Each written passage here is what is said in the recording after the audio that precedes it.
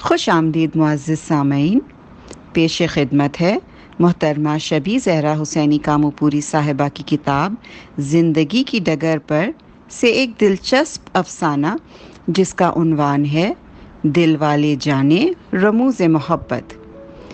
اس بار کہانی خواں خود مصنفہ شبی زہرا حسینی کاموپوری صاحبہ ہیں، تو آئیے سنتے ہیں کہانی دل والے جانے رموز محبت، خود مصنفہ کی زبانی۔ عورت بھی کیا چیز ہے، بڑی عجیب مخلوق ہے خالق کی، نہ جانے کس خمیر کی بنی ہے۔ ایک مومئی تو ہے، ایک خوبصورت سوال، ایک حسین پہیلی، سرتاپے محبت بھی ہے، اور وہ اس سے آگے اور کچھ سوچنے سے قاصر تھا۔ ویسے سوچ بھی کیسے سکتا تھا؟ نغمہ کی بے لوث محبت، بے غرضانہ خیال اور خود فراموشی کا ثبوت تو اس کے سامنے موجود تھا۔ روز کی طرح شام میں تھکا ماندہ وہ آفس سے گھر آیا ہی تھا کہ ڈرائنگ روم میں سینٹر ٹیبل پر پڑے ہبا کے موبائل سے نکلتی ٹون ٹون کی آواز نے اس کو اپنی طرف متوجہ کر لیا۔ موبائل پر ایک نیا میسج آیا تھا۔ غیر ارادی طور پر اس نے موبائل ہاتھ میں اٹھا لیا اور میسج پڑھنے لگا۔ ہبا نے لکھا تھا، اب آ جائیے ماما، بہت مس کر رہی ہوں، جس کے جواب میں نغمہ کا میسج تھا، جب تمہارے بابا بھی مس کریں گے نا اور خود مجھے لینے آئیں گے تبھی آؤں گی۔ یہ جملہ کیا تھا؟ اسے محسوس ہوا جیسے نغمہ خود اس کے سامنے آ کر کھڑی ہو گئی ہو۔ بہت ہی محبت کرنے والی مغرور روح، ایک عجیب قسم کا سرور خوشگوار ہوا کے جھونکے کے مانند اس کے دل کے دریچے سے ہوتا ہوا اس کے پورے وجود میں کچھ اس طرح سے سرایت کرتا چلا گیا کہ وہ اچانک تازہ دم ہو گیا۔ جیسے جیسے اس کی نظر سے وہ تمام میسیجز گزرنے لگے جو وہ اب تک ہبا کو بھیجتی رہی تھی، خوشی مسکراہٹ بن کر مسلسل اس کے لبوں میں رقص کرتی رہی۔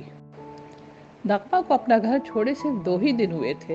غصہ ٹھنڈا ہوتے ہی اسے فکر لاحق ہو گئی، میرے بغیر گھر کا نظام کیسے چل رہا ہوگا؟ انس تو بالکل بچوں کی طرح ہیں، اپنا خیال خود رکھ ہی نہیں پاتے، جب تک میں خود دوا نہ کھلاؤں دوا تک نہیں کھاتے۔ اس خیال کے آتے ہی اس نے اپنی بیٹی کو صبح شام بلا ناغہ میسیجز کرنا شروع کر دیے۔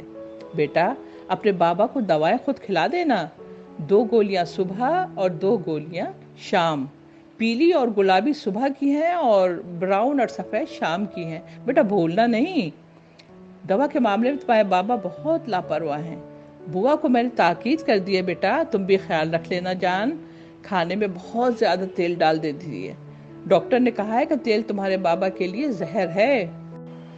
کبھی پوچھتی، بیٹا تمہارے بابا ٹھیک تو ہیں، بد پرہیزی تو نہیں کرتے؟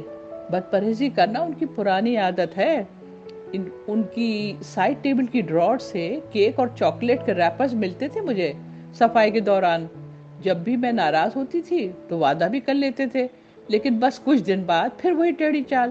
بیٹا ڈراور کھول کر دیکھ لینا، ضرور کھاتے ہوں گے، تم بیٹی ہو نا، چاہتے بھی تمہیں بہت ہے، تمہاری بات مان لیں گے۔ کبھی اپنے شوہر کے کپڑوں کا خیال آ جاتا، بیٹا میں جانتی ہوں تم اسکول جاتی ہو، شام میں پھر کوچنگ جاتی ہو، لیکن پھر بھی دیکھ لینا میری جان، استری شدہ کپڑے بوا الماری میں ٹھیک سے لگاتی ہے کہ نہیں؟ یہ سب تو میں خود کر لیتی تھی، بوا کے لیے نیا کام ہے۔ اور ہاں بیٹا، یاد ہے نا، سونے سے پہلے تمہارے بابا گرین ٹی پیتے ہیں، بنا کر دے دیا کرو، بھولنا نہیں۔ اس دن کوئی خاص مسئلہ بھی نہیں تھا، بس یوں ہی تکرار بڑھتی چلی گئی تھی۔ دونوں پڑوسن کی لڑکی کی شادی میں دینے کے لیے تحفے خریدنے جا رہے تھے۔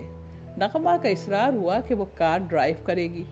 انس نے یہ کہہ کر منع کر دیا کہ جب وہ اکیلے کہیں اپنی کار سے جاتی ہے تو کار خود ڈرائیو کرتی ہے، لیکن جب بھی وہ اس کے ساتھ جائے تو ڈرائیور کی سیٹ اس کے لیے چھوڑ دے۔ بھلا وہ کیوں؟ نغمہ تلملا اٹھی۔ اسے محسوس ہوا کہ مرد ہونے کے ناطے وہ اس طرح اپنی بالادستی منوانا چاہ رہا ہے، اس لیے کہ یہی صحیح طریقہ ہے۔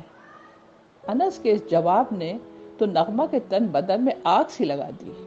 بچپن سے ہی غصے کی تیز تھی، بلکہ تنک مزاج تھی، جب غصے سے بپھرتی تھی تو اپنے ہوش میں نہیں رہتی تھی اور زمین اور آسمان ایک کر دیتی تھی۔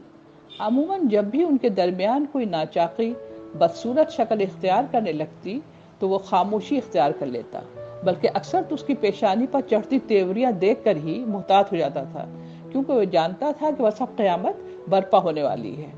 غصے کی تیز ہے لیکن دل صاف ہے، پر محبت اتنی ہے کہ اپنی تمام مصروفیات کے باوجود تمام گھریلو ذمہ داریوں کو بڑے سلیقے سے نبھاتی ہے، اور میرا تو میرے ماں کی طرح سے خیال رکھتی ہے، یہ سوچتا اور اس کے منہ سے نکلے سخت الفاظ راہ میں پڑے پتھر سمجھ کر ہمیشہ آگے بڑھ جاتا تھا۔ لیکن اس دن بات سے بات نکلتی چلی گئی اور حد یہاں تک پہنچی کہ نغمہ نے اس کو کمظرف انسان کہہ دیا۔ پھر کیا تھا، دونوں طرف سے الفاظ تیر بن کر برسنے لگے۔ غصہ بہت بری بلا ہے، بزرگوں نے صحیح کہا ہے کہ جب آتا ہے تو اکیلا واپس نہیں جاتا، اپنے ساتھ عقل و اخلاق سب ساتھ لے جاتا ہے۔ وہ برداشت کی طاقت جو ہمیں شرمندہ ہونے سے بچاتی ہے زائل ہو جاتی ہے، اور غصے کے عالم میں ایسے فیصلے کر لیے جاتے ہیں جن سے نقصان اور پچھتاوے کے سوا اور کچھ ہاتھ نہیں لگتا۔ یہی حال اس وقت ہوا نغمہ کا، غصے کے عالم میں علیحدگی کی بات کر بیٹھی۔ ڈراتی کس کو، چلی جاؤ، ابھی چلی جاؤ، اور پھر کہتے کہتے وہ رک گیا تھا۔ بات وہی ختم ہو جاتی اور ایسے سنگین حالات نہ پیدا ہوتے اگر نغمہ نے اس غصے کی آگ کو مزید سخت کلامی سے ہوا نہ دی ہوتی۔ ہاں رک کیوں گئے یو میل شوونسٹ، یہی کہنا چاہتے تھے نا کہ واپس نہ آنا۔ کیا سمجھتے ہو مغرور انسان، میں تمہارے بغیر بھوکی مر جاؤں گی؟ تمہاری طرح میں بھی کماتی ہوں، خود کفیل ہوں، اب خوشامد بھی کرو گے تو واپس نہیں آؤں گی۔ لفظوں میں بڑی طاقت ہوتی ہے، یہ دل توڑ بھی سکتے ہیں اور جوڑ بھی سکتے ہیں۔ دانت نہ ہونے کے باوجود کاٹ کر زخمی کر دیتے ہیں، اور ہاتھ نہ ہونے کے باوجود زخموں پر مرہم بھی لگا دیتے ہیں۔ نغمہ کے ذہن میں بجھے ہوئے الفاظ انس کی روح کو مجروح کیے بغیر نہ رہ سکے۔ برداشت کی حد ہوتی ہے، اس کا بھی صبر کا پیالہ لبریز ہو چکا تھا۔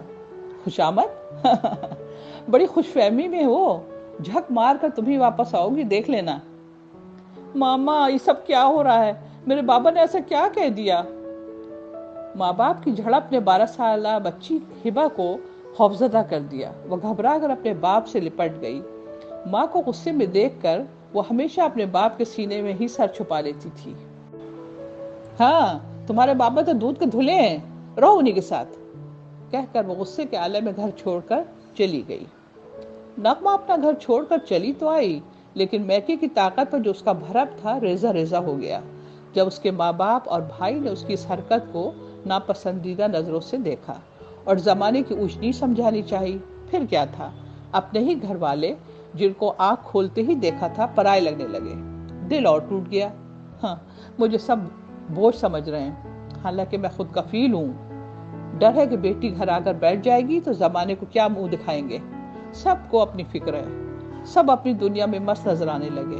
سب کے ساتھ رہ کر بھی تنہائی کا احساس کانٹا بن کر اس کی روح کو لہولہان کرنے لگا۔ 2-3 دن بعد جب غصہ ٹھنڈا ہوا تو ضمیر نے اپنا محاسبہ و موازنہ شروع کر دیا۔ تب اپنے فیصلے کی بدصورتی اور لہجے کی سختی کا اسے شدت سے احساس ہونے لگا۔ ذہن نے گواہی دی کہ خود کفیل ہونے کے باوجود شوہر کی کفالت جو اس کی محبت کی شکل میں دیے ہوئے تحفظ میں پنہاں ہوتی ہے کہ بغیر عورت کی زندگی نامکمل ہے۔ بیتے لمحوں کی باتیں خواہ خوشکن ہوں یا تکلیف دہ، وقت کے ساتھ بیت نہیں جاتی بلکہ ہمارے اندر زندہ رہتی ہیں۔ انس کی مضبوط باہوں میں گزارے لمحات اسے یاد آنے لگے۔ ذرا سی بات کا پتنگر تم نے خود بنایا تھا، ضمیر نے ایک بار پھر احتجاج کیا۔ بے چین دل نے صلاح دی، پرندہ بھی دن بھر کی اڑان کے بعد شام میں اپنے ٹھکانے پر چلا جاتا ہے۔ اس سے پہلے کہ تیری زندگی کی شام ڈھل جائے تو بھی اپنے ٹھکانے پر چلی جا۔ اس خیال کے آتے ہی اس کا دل چاہا کہ اس کے بھی پر لگ جائیں اور وہ اڑ کر اپنے آشیانے پر پہنچ جائے، جس کو اس نے اور انس نے محبت کے تنکوں سے 13 سال کی مدت میں تیار کیا تھا۔ لیکن پھر اچانک اس کو انس کا آخری جملہ یاد آ گیا، جھک مار کر تم ہی واپس آؤ گی، دیکھ لینا۔ فوراً انا کی دیوار اس کے سامنے آ کر کھڑی ہو گئی۔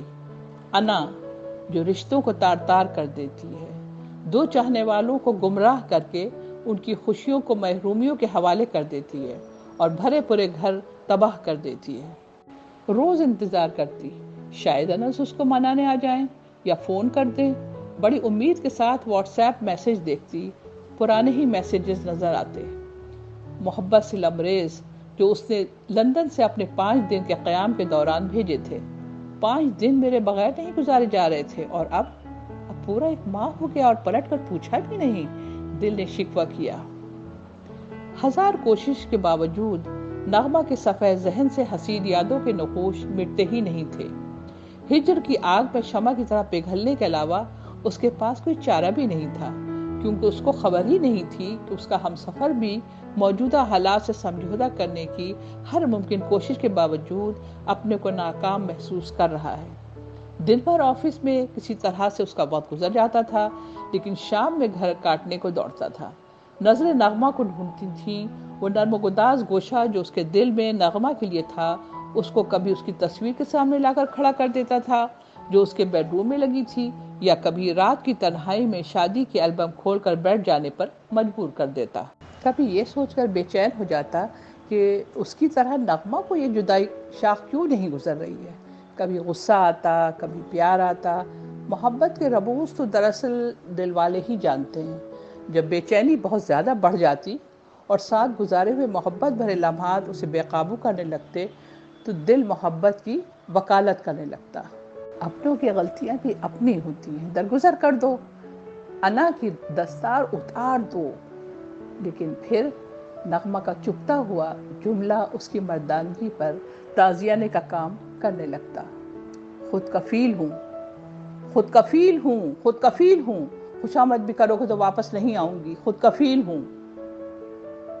اچانک اس کے اندر کا مرد جاگ اٹھتا۔ لیکن آج تو نغمہ کی اتھاہ بے غرض محبت بے لباس ہو کر اس کے سامنے کھڑی تھی۔ اس کے میسیجز کا ہر لفظ انس کی روح میں سکون بن کر اترتا چلا گیا۔ دل نے آواز دی، نسوانی وقار اور روٹھی ہوئی بیوی کے اعتماد کو قائم رکھنا ہی اصل مردانگی ہے۔ محبت کسی شرط کی پابند نہیں ہوتی، محبت کسی شرط کی پابند نہیں ہوتی، محبت کسی شرط کی پابند نہیں ہوتی۔ جس شکست کو قبول کر کے خوشی حاصل ہو، وہ سب سے بڑی جیت ہے۔ بہت ضدی ہے میری نغمہ۔ اس کے لبوں میں جنبش ہوئی، اور پھر اس نے فوراً ہی وہی میسج بھیج دیا جس کا نغمہ کو ہر لمحہ انتظار رہتا تھا۔ اب اور برداشت نہیں ہو رہی ہے جدائی، میری جان، میں تمہیں لینے آ رہا ہوں۔ تو سامعین، یہ تھا افسانہ دل والے جانے رموز محبت، جو محترمہ شبیہ زہرا حسینی کاموپوری صاحبہ نے خود اپنی آواز میں آپ سب کو سنایا ہے۔